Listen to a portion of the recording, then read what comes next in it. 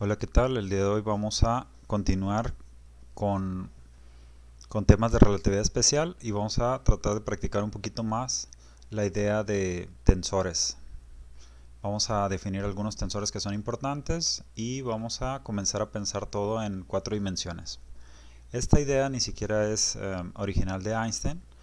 En su formulación de relatividad especial, él continuaba haciendo la distinción entre espacio y tiempo, a pesar de que había claramente una relación.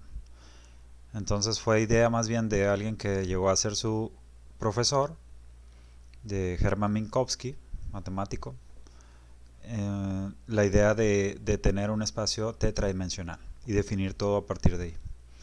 Entonces, como vimos, el, un objeto muy importante es la métrica. En el caso cartesiano podríamos expresarlo de esta forma, puesto que lo que comentamos la vez pasada es que ds cuadrada lo puedes expresar como menos c cuadrada dt cuadrada más dx cuadrada más dy al cuadrado más dz cuadrada. Es la cantidad que vimos que está invariante ante transformaciones de Lorentz. De manera que si pones primados aquí y lo que pones son eh, las cantidades definidas en términos de las transformaciones de Lorentz, tal como las conocemos, de que t primado, por ejemplo, es gamma por t menos v sobre c cuadrada por x, considerando que tienes un sistema que se mueve, que los dos sistemas de referencia se mueven uno con respecto al otro en el eje x, que comparten dirección, y x primado es igual a gamma por x menos vt, que se reduce a la transformación galileana cuando gamma tiende a 1, ¿no? Que significa que básicamente que v es demasiado pequeño comparado con c. Entonces ya vimos que este es un elemento invariante. En este caso ahora vamos a hacer más énfasis en el hecho de que ahora lo que tenemos es una métrica definida como la diagonal. Es una métrica tetradimensional que puedes expresar como una matriz y es la diagonal de menos 1, 1, 1, 1.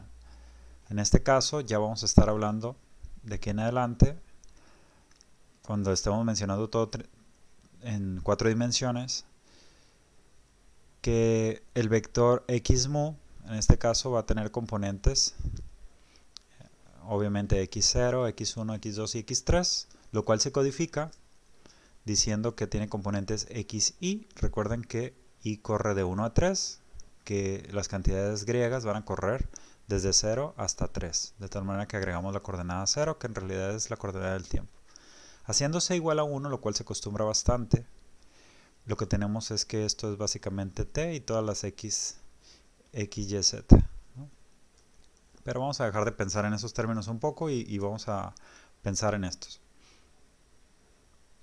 Puesto que estamos haciéndose igual a 1, estamos diciendo que esto sería x0 primado convertido como gamma por x0 menos v por x1, por ejemplo.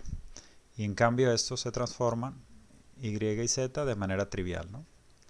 En las cuales los dejaste invariante y por homogeneidad del espacio las diferencias que hagas o los diferenciales que hagas en esas cantidades se mantienen invariantes.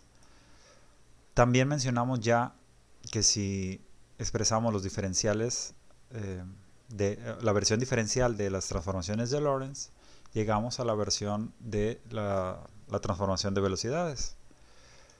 Como sabe, o como lo comentamos ya, hacíamos diferencial en todos lados, dividíamos adecuadamente por dt primado por la izquierda. Esto significaba hacer algo por la derecha también, de tal manera que, por ejemplo, la transformación de velocidades es ux primado, u menos u menos v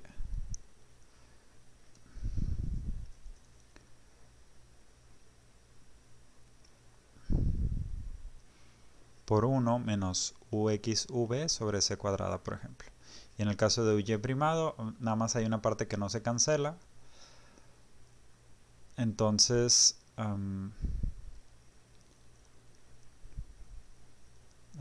lo que va a suceder es que tienes que esto es y por gamma por la misma cantidad abajo en el denominador, ¿no?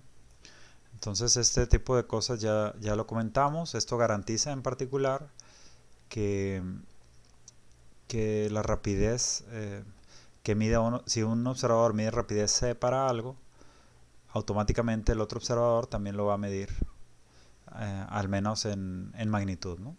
Entonces, sobre esos detalles por ahorita no nos vamos a enfocar, porque eso lo pueden encontrar en cualquier libro de física moderna, en Beiser, por ejemplo, o algún libro de Iceberg, etcétera. Entonces lo que tenemos es que de esta versión lo que nos interesa es ver que las cantidades que vamos a definir tetradimensionalmente nos llevan de manera natural a cosas que ya sabemos, pero de una manera más compacta. Por ahorita esa parece ser nada más la ventaja en el caso de relatividad especial, pero vamos a ver que eso va a tener relevancia fundamental para el caso de relatividad general. Entonces, voy a mencionar una serie de... primero voy a definir la forma en que nos interesa ver a los tensores a nosotros. La realidad es que, tal como hacen los matemáticos, podríamos ser bastante más precisos e irnos a definir qué es un espacio tensorial, y vamos a definir cosas de manera muy similar a un espacio vectorial. Por ahorita, lo único que lo que nos interesa que nos quede grabado es que la forma en la que se transforma una cantidad ante transformación de coordenadas es lo que va a definir el tipo de tensor que es. Pero para esto, simplemente con ver el número de índices, muchas veces nos basta para saber qué tipo de cantidad es. Sin embargo, para que realmente sea un tensor, tiene que satisfacer cierta ley de transformación. Entonces lo voy a poner aquí. Algo que no le pongamos índice, cuando ante transformación de coordenadas, se va a mantener igual. A eso se le llama un escalar. Puedes pensar, por ejemplo, en la temperatura. Si tú rotas coordenadas, la temperatura en un punto no va a cambiar. En un punto del espacio-tiempo, obviamente, ¿no? Porque en este caso ya estamos pensando tridimensionalmente.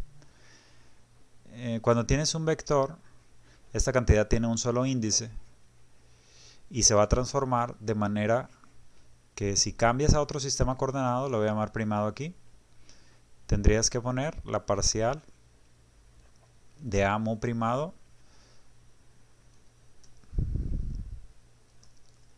aquí estamos haciendo las cosas un poquito mal, la parcial de x mu primado con respecto a x alfa, lo voy a llamar aquí, multiplicado por alfa. Esto es lo que define a un vector. Y esta regla de transformación es la adecuada. Por ejemplo, podríamos hablar del vector... podríamos hablar de la versión tridimensional que estamos manejando las veces pasadas. Y un ejemplo prototipo es aquel en el que ocurre una rotación. Y entonces, al hacer eso, veríamos que satisface la regla de transformación de manera bastante trivial el vector diferencial de R, ¿no? Por ahorita no vamos a entrar en eso, nada más vamos a definirlo primero, este tipo de cosas. Cuando tengamos algo con índice abajo, la regla de transformación va a ser que si te vas a un sistema primado, puede ser rotación, puede ser boost. Para entrar un poquito en el lenguaje de nuevo, en la relatividad general, a este tipo de situaciones en que haces una transformación entre una coordenada o alguna proyección espacial adecuada y el tiempo, a esto se le llama boost. Otro caso sería las rotaciones típicas que tenemos, en las que hacemos una rotación, por ejemplo, con respecto al eje Z. Y otro tipo de transformación podría ser traslaciones. Entonces, para quien sí le guste andar leyendo las cosas específicas de relatividad, varios tipos de transformaciones, los boosts, te hacen mezclas entre espacio y tiempo. Es decir, lo que estás haciendo es empujando a otro sistema en el que tienes una velocidad constante uno con respecto al otro. Cómo se transforman las cantidades. Otras pueden ser rotaciones.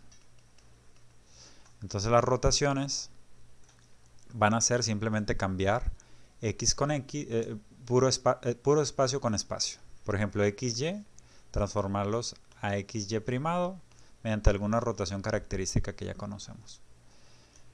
Entonces, mientras que las rotaciones tridimensionales estaban asociadas con un grupo que se llama SO3, por ejemplo, y la invariancia de la métrica tridimensional tiene que ver con esto, que te deja invariante la magnitud de los vectores, la posibilidad de ambos, que también te debe dejar invariantes vectores, la magnitud de los vectores, desde el punto de vista tetradimensional, se llama el grupo de Lorentz.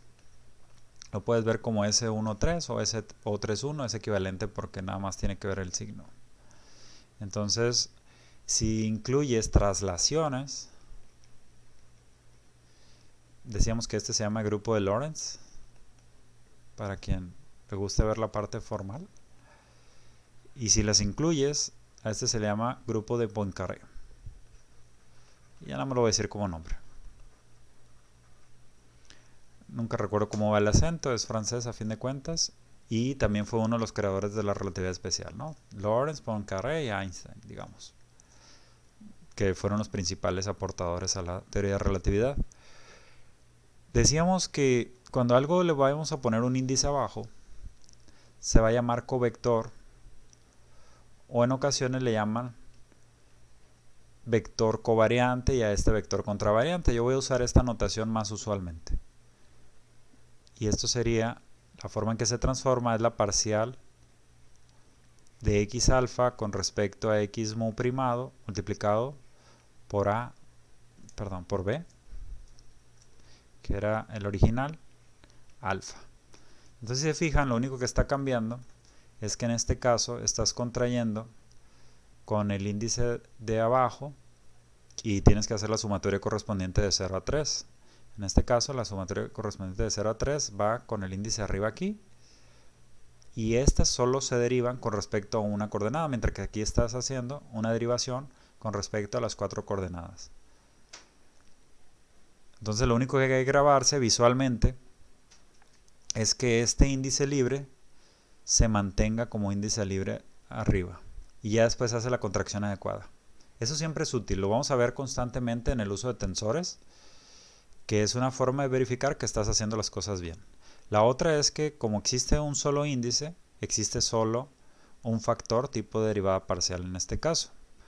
Algo que ya vimos para el caso de la métrica, por ejemplo, que es un objeto que tiene dos índices abajo, se va a transformar como g mu primado, nu primado, igual a la parcial de x alfa con respecto a x mu primado, que es un índice libre, que está fijo, que es un solo valor el que estás escogiendo, mientras que este se va a contraer. Y aquí va a aparecer otra derivada parcial, lo voy a llamar parcial de x beta con respecto a x nu primado por g alfa beta. Acuérdense que ya vimos un caso muy parecido a esto en el que teníamos una delta aquí, y en este caso específico de relatividad especial, lo que estamos hablando es que la g le damos un nombrecito muy especial, que es eta mu nu.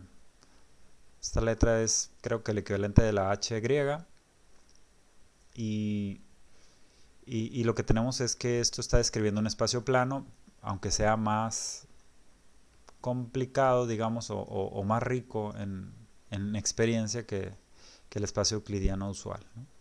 Entonces ese se llama el espacio de Minkowski, el que está definiendo, simplemente por la existencia de un signo menos por aquí. Y por último, bueno, ya se imaginarán cualquier otro objeto, por ejemplo este tiene dos índices abajo, entonces lo que indica es que es un tensor, y este en especial es de un rango que le llamas 0, 2.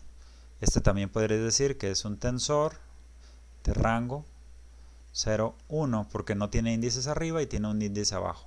En cambio, este es un tensor, los vectores son tensores todos de rango 1, 0. Y los escalares son tensores de rango 0, 0. Y así para cualquier, ya se imaginarán que cualquier otro objeto, por ejemplo otro objeto que va a ser importante para nosotros, el tensor de energía-momento, pero tiene dos índices y tiene dos índices abajo usualmente, se transforma de manera idéntica a esto, nada más le cambias el nombre a t. Y esa es la idea que nos interesa por ahorita grabarnos. Eventualmente, conforme vaya creciendo el curso, lo vamos a estar viendo por qué en realidad sucede esto, ¿no? Cuando sea necesario, nos interesa por el momento ser más funcionales y poder utilizar las reglas. Entonces, en el caso de, en especial, en el caso de relatividad especial, lo que tenemos es que, si bien en realidad no deberíamos empezar a pensar que aquí puedes poner las coordenadas directamente para pensar que es un vector, sino los diferenciales, aún así la transformación de Lorentz es tan trivial que cuando pones diferenciales sucede exactamente lo mismo que para las cantidades finitas. Entonces en realidad algo que siempre va a suceder es que cuando tengas dx mu primado, por regla de la cadena, vas a tener la parcial de x mu primado con respecto a x alfa por dx alfa.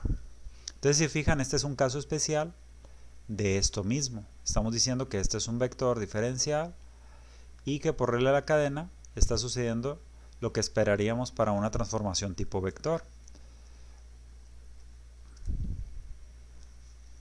Entonces, en cambio,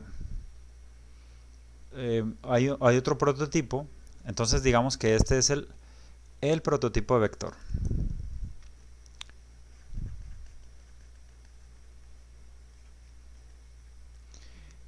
El prototipo de covector,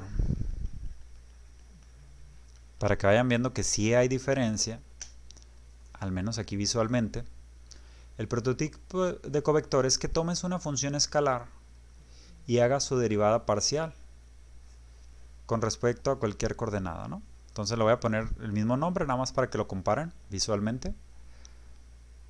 Y entonces tenemos que por regla de la cadena, de nuevo, así como esto es una regla de la cadena, por regla de la cadena también tienes que esto va a ser la parcial.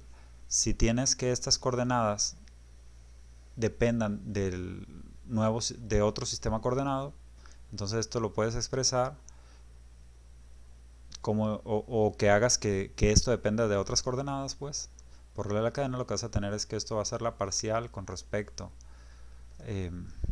lo voy a expresar para poner la misma forma, voy a expresar aquí la parcial que sería con respecto a las otras coordenadas. Más bien en realidad sería al revés, ¿no? Que si tú conoces que depende de esta coordenada, te irías hacia estas, pero lo estoy viendo como es como lo visualizas como regla de la cadena, ¿no? Entonces tienes la parcial de x alfa con respecto a x mu primado. Acuérdense que esto es regla de la cadena, de nuevo. Cancelas visualmente estos dos índices y ya con eso tienes esto, ¿no? Entonces, si se fijan, está sucediendo lo que dijimos para covectores. Lo que tienes es que en lugar de sumar con el índice que está aquí abajo, lo que estás haciendo es sumar con el índice que está aquí arriba en la derivada parcial. Entonces, y por otro lado además, respecto a las bases coordenadas, por ahorita no le vamos a dar énfasis a esto, pero esto pudieras decir que son las componentes del vector gradiente. Para cartesianas eso es claro que lo es, ¿no? Porque simplemente tienes que el gradiente de una función escalar, la componente y, es simplemente la derivada parcial con respecto a xy, por ejemplo. Con respecto a xy. Y tiene índice abajo porque en realidad al estar en el denominador esta cantidad lo vuelve a que se comporte como covector. Entonces, de hecho, esto es una manera de que puedes generar vectores de más rango, ¿no? Lo que estamos diciendo es que el escalar ante derivación, por ejemplo, ante esto, se convirtió, mapeaste esto gracias a la operación diferencial a un covector. De escalar lo pasaste a covector.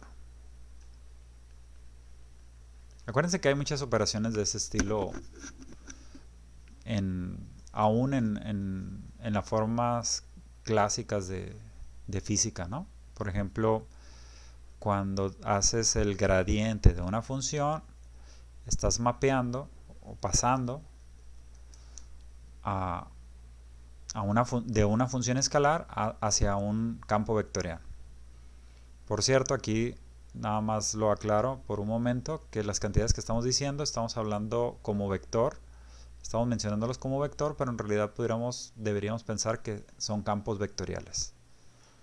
Y en ese sentido, el X mismo no se comporta como campo vectorial, porque hay maneras muy sencillas de que desplaces el origen, por ejemplo, que es una traslación, y que su magnitud ya no se mantenga constante. Pero esto sí que se va a seguir manteniendo constante porque básicamente es la resta infinitesimal de dos vectores. De posición podríamos decir aquí, pero es de posición en espacio-tiempo. Entonces a eso se le llama eventos, ¿verdad? En relatividad especial.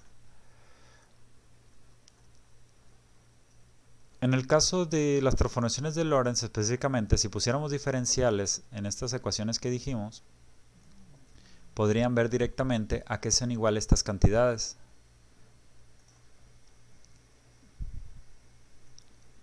Pero eso lo vamos a ver en una próxima ocasión, ¿no? Entonces por el momento acabamos de definir qué son estas cantidades y voy a mencionar ya por último algunos vectores que son importantes para nosotros. Y en la próxima vamos a trabajar con ellos. Un vector importante va a ser el vector de cuadrivelocidad. Ya mencionamos ahorita dos tensores importantes.